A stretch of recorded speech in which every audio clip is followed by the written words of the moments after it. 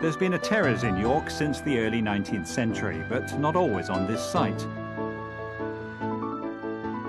The first Terry, Joseph, started the business proper in the 1820s when he moved to this small shop-cum-factory.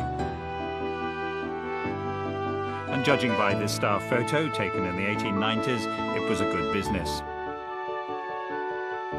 And Joseph's shop in St Helens Square is still there.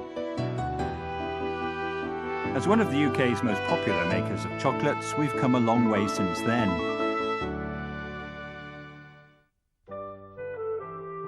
Although the original Mr. Terry didn't even make chocolates at first, he was a trained chemist, an apothecary, and saw the sense and the profit in sugaring his pills.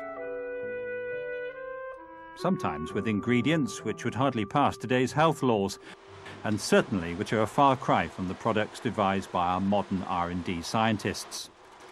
But they sold well, and the rest, as they say, is history. We concentrated on the quality side.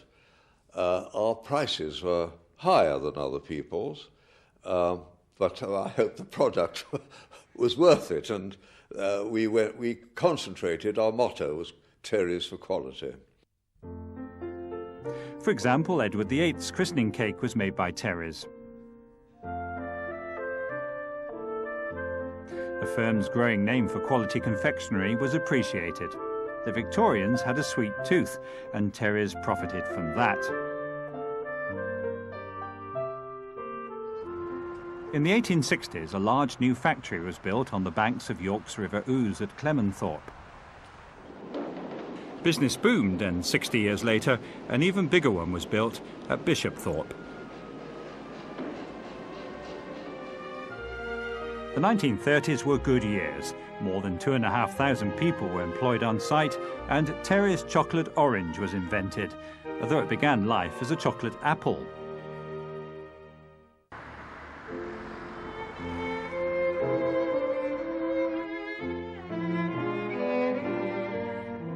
It was a time when, yes, companies made money, but also when their factories said something about their pride and their place in the community.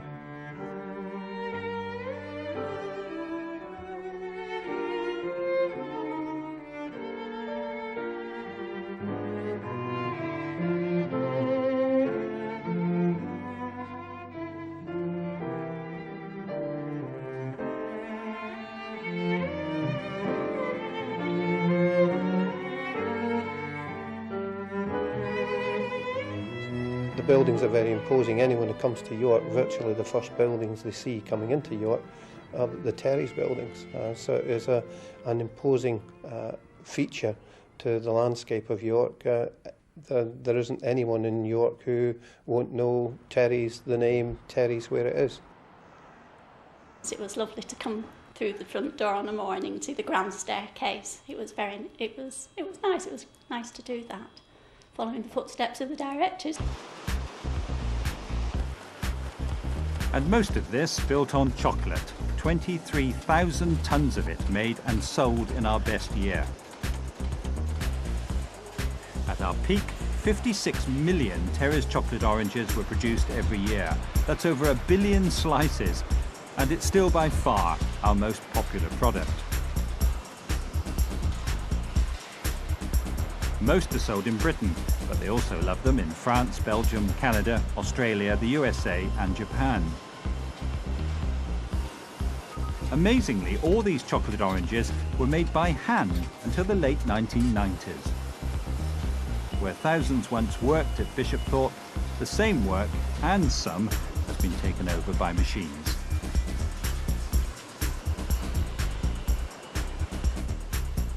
Currently, we're only occupying half of the buildings today, but every single building that's currently here was full of people. And there wasn't very much technology those days, so most of the work that we did was done by hand, and so therefore there was lots of people. There was buses coming in every day. There was 4 or 5 special double-decker buses drafted people in every day from all parts of York. These days, only a fraction of those numbers are needed in modern automated factories. These are the feeders, automated feeders, so we're just putting the work on these, on the feeders, and it goes through to the trays, and it's called the robot. Well, I'm an operator here on the feeders, and I work with the robots, feeding the machines with the chocolates, and they fall into the trays and go down there ready to be packed. They're going to end up as all gold chocolate in a lovely box.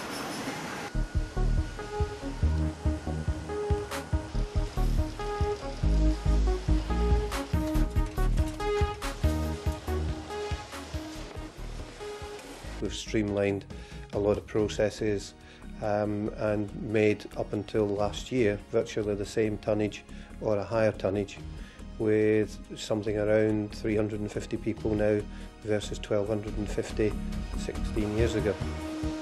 A far cry from the old days when the site wasn't big enough for all the people needed to make the chocolates. Just after the war, we couldn't make enough, and we couldn't even get enough employees to make the chocolates or pack them, and we used to send them out to a place called Hemsworth near Barnsley by lorry and van, and we had a packing station there because we couldn't get the people here. And people have always been important at Terry's. The people are really, really nice that I work with here, on here. The management listen to you more now, which I don't think they did when I first came here. So you're more of, it's more of a family. You know, the girls and the guys that you meet, you know, everybody, you all get on, one big happy family really. We all have a good laugh, and it's not all work and no play, you know, you still have time for a giggle. I think it means a lot to people because an awful lot of people have worked here, and it is going to be a really, really sad day when it closes down. What do people say to you when they hear you work in a chocolate factory then? Oh, they think it's Willy Wonka's actually, especially the children. They think it's great, you know, that chocolate is, you know, available on hand where you can eat it when you want. It's great fun, but it's, well, it's something you get used to really. I don't try and eat too much of it. I started when I was 15. It's been my life really. I met my wife here, we're married. I have the same initials as All Gold. When I bleed, you can smell orange. And it's just been a large part of my life. And lots of people are the same. There are scores of photographs of Terry's people lining the walls of the old administration block, pictured after working here for 50 years or more. Father and son, mother and daughter, generations of York people have worked here.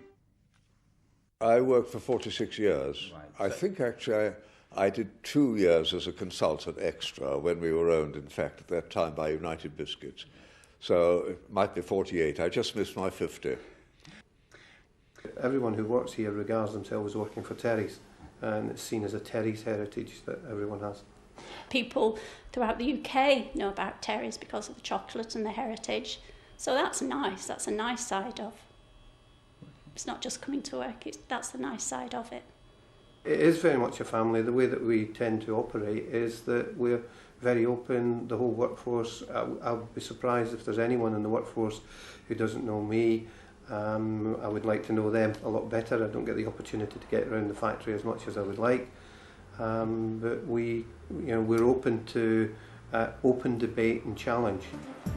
And Terry's reputation has been built on quality confectionery. We think it's that anything that is seen with the Terry's name on it that the UK consumer regards as a high quality product, and it's the combination of those two that makes it an attractive proposition. If you look at the confectionery industry, there are 3 or 4 big brands that were introduced in the 1930s that have really stayed the test of time. All Gold is a very, very good assortment, has always been high quality, and Chocolate Orange is traditionally everyone's Christmas stocking filler. I can remember we had a marvellous chemist who was always working on new products and innovations, and he brought a box of these new chocolates to Sir Francis's office, and he thought, oh, he'll like these, this is something unique. And they were thrown out of the window. He said, vile, he said, this is rubbish. So they had very high standards. Of course, that means we use only the very best to make our chocolates. The cocoa beans mostly come from West Africa. Every year we use enough bags of these cocoa beans to stretch 43 miles if laid end to end.